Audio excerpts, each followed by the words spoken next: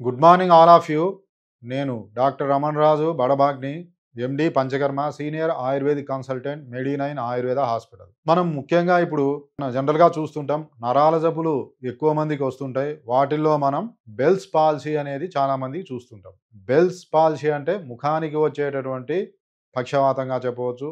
దీన్ని మనం ఆయుర్వేదంలో ఆర్ధితవాతం అంటాం. ముఖ్యంగా ఈ వాత రోగాలు 80 రకాలుగా మనకు ఆయుర్వేదంలో చెప్పబడింది.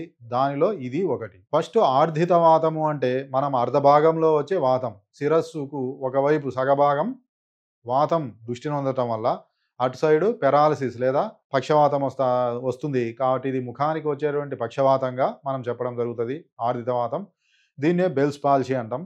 ఇది ఆయుర్వేద శాస్త్రరీత్యా కూడా ఎందువల్ల వస్తుంది అంటే, ఎవరైతే ఎక్కువ చలికి ఎక్స్పోజ్ అవుతారో, ముఖ్యంగా చలికాలం ఎక్కువ బండి పైన వెళ్ళటం, చెవులకు మనం ప్రొటెక్ట్ చేసుకోకుండా చల్లటి గాలికి టూ వీలర్స్లో ఎక్కువ వేగంగా ప్రయాణం చేయటం, అదేవిధంగా నిద్ర లేకపోవటం, ఎక్కువ ఆలోచన టెన్షన్స్ ఉండటం, ఇంకా బాగా కఠినమైనటువంటి వస్తువులను నమిలి కొరికి తినటం ద్వారా మనకు ఈ ఆర్ధితవాతం వస్తుందని మనకు ఆయుర్వేద ప్రకారం చెప్పడం జరుగుతుంది.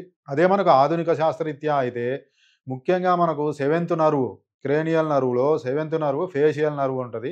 ఆ ఫేషియల్ నర్వ్ ఇన్ఫ్లమేషన్ వల్ల ఈ బెల్స్ పాల్సీ వస్తుంది. అది ఎందుకు ఇన్ఫ్లమేషన్ వస్తుంది అంటే, వారు కూడా చెప్పడం ఏంది అంటే, చలికి ఎక్కువ ఎక్స్పోజ్ కావటం వల్ల, ఏదైనా సరే దెబ్బ తాకటం వల్ల, ముఖ్యంగా వైరస్ వల్ల, ఏదైనా ఇప్పుడు చికెన్ పాక్స్ కానీ, స్మాల్ పాక్స్ కానీ, మమ్స్ వైరస్ కానీ, రుబెల్లా వైరస్ కానీ, ఈ వైరస్ వల్ల, ఈ వైరల్ ఇన్ఫెక్షన్ వల్ల ఏమవుతుందంటే, ఆ 7th నర్వ్ ఏదైతే ఫేషియల్ నర్వ్ ఉంటుందో అది మొత్తం వాపుకు గురి కావటం వల్ల ఈ బెల్స్ పాల్సీ అనేది వస్తుంది. ఈ బెల్స్ పాల్సీలో లేదా ఆర్ధిత వాతంలో ఏముంటాయి లక్షణాలు అంటే, ముఖ్యంగా మనం గమనిస్తే ఆ పేషెంట్కు ఒకవైపు అంటే రైట్ సైడ్ కానీ లెఫ్ట్ సైడ్ కానీ, మనకు ఎటు సైడ్ ఫేషియల్ నర్వ్ ప్రాబ్లం ఉంటే అటు సైడ్ వస్తుంది. అతనికి ఏముంటుంది అంటే, ఇప్పుడు నవ్వమంటే ఒక సైడ్ మాత్రమే స్మైలింగ్ ఉంటుంది, ఎక్కడైతే ప్రాబ్లం ఉందో అటు సైడ్ స్మైలింగ్ ఉండదు. ఇలా గాలి పట్టమంటే ఎక్కడైతే ప్రాబ్లం ఉంటుందో అక్కడ గాలి పట్టలేడు. నెక్స్ట్ అదేవిధంగా మనం నుదుటును ఇలా పైకనాలి, ఇలా అనమని చెప్పాలి. ఎప్పుడైతే ఇలా అనమంటాడో ఎక్కడైతే ప్రాబ్లం ఉంటుందో అలా అనలేడు. ఇంకా అదేవిధంగా ఇంకా ఇప్పుడు ఇలా కళ్ళు మూసేసి మనం ఇలా అంటాం. ఇలా అంటే ఈజీగా ఓపెన్ అవుతుంది ఎక్కడైతే మనకు ప్రాబ్లం ఉందో అటు సైడు. అదేవిధంగా ఎటు సైడు ప్రాబ్లం ఉందో అటు సైడు ఈ చెంప మొత్తం తిమ్మిరి పట్టడం కానీ, స్పర్శ లేకపోవటం కానీ జరుగుతుంది. నెక్స్ట్ అటువైపు చెవి నొప్పి కానీ, సౌండ్ కానీ వస్తుంది. నెక్స్ట్ అటువైపు ఏదైతే కన్ను ఉంటుందో ఆ కన్ను మూయటం, తెరవటంలో ఇబ్బందులు ఉంటాయి. అదేవిధంగా కంటి నుండి మనకు ఆ టీయర్స్, కన్నీరు అనేది ఇబ్బందిలో ఉంటుంది. ఇవన్నీ కూడా మనకు బెల్స్ పాల్సీలో ఉండేటువంటి అవకాశం ఉంటుంది. మరి ఈ బెల్స్ పాల్సీని మనం ఎలా తగ్గించుకోవచ్చు అంటే, ఈ బెల్స్ పాల్సీని తగ్గించుకోవాలంటే ముందు ఆయుర్వేదంలో నిదానం అంటే కారణాన్ని వర్జించమంటాడు. దాన్నే మనం నిదాన పరివర్జనం అంటాం. అంటే ఏమవుతుంది, చలికి ఎక్కువ ఎక్స్పోజ్ కావటం మంచిది కాదు. ఒకవేళ చలికి ఎక్కువ తిరగవలసి వచ్చినా కూడా, టూ వీలర్స్లో ఎక్కువ తిరగవలసి వచ్చినా కూడా చెవికి కాటన్ లాంటిది, మఫ్లర్ లాంటిది మనం ప్రొటెక్ట్ చేసుకోవడం అనేది ముఖ్యం. అదేవిధంగా ఎక్కువ మాట్లాడడం, ఇంకా ఎక్కువ కఠినమైనటువంటి వస్తువులు తినటం, ఇవి మనకు తగ్గించాలి. నెక్స్ట్ మరి దీనికి ట్రీట్మెంట్ ఎలా ఉంటుంది అంటే, దీంట్లో మనకు జనరల్గా మనకు మెడికల్ ట్రీట్మెంట్ ఉంటుంది, పంచకర్మ ట్రీట్మెంట్ ఉంటుంది.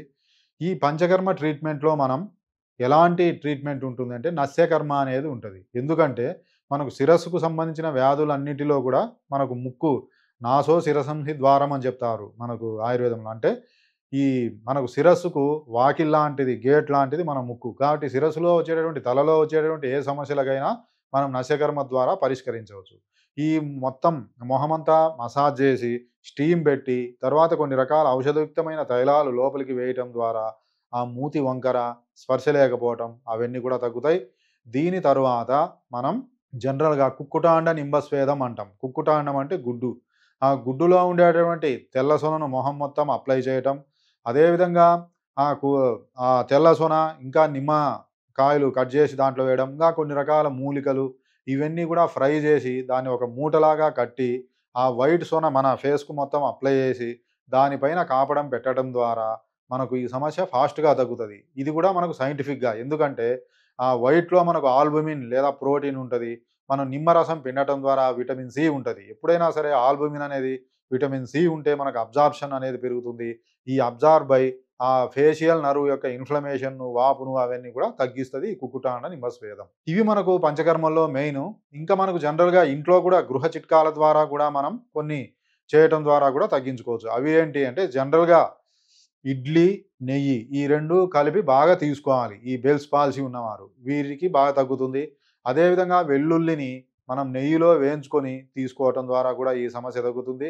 ఇంకా మనం మంచి నువ్వుల నూనెను ఉదయాన్నే ఒక 10 ఎంఎల్ అలా తీసుకొని గార్గిలింగ్ చేయాల. పొద్దున్నే బాగా గార్గిలింగ్ చేయాలి. ఒక 15 మినిట్స్. ఎందుకంటే 15 మినిట్స్ గార్గిలింగ్ చేయటం ద్వారా ఆ నూనె యొక్క తత్వం మారి ఒక నురగలాగా ఏర్పడుతుంది. అంతవరకు గార్గిలింగ్ చేయాలి.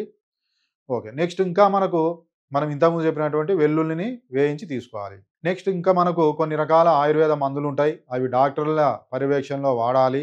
అవి ఏంటంటే మనకు దశమూల కటుత్రయాది కషాయమని, ధనధన నయనాది కషాయమని, అదేవిధంగా కాంచనార గుగ్గులు, వాత విధ్వంసిని రస్సు, లక్షణాధిపటి ఇవన్నీ మనం డాక్టర్ల పర్యవేక్షణలో వాడాలి.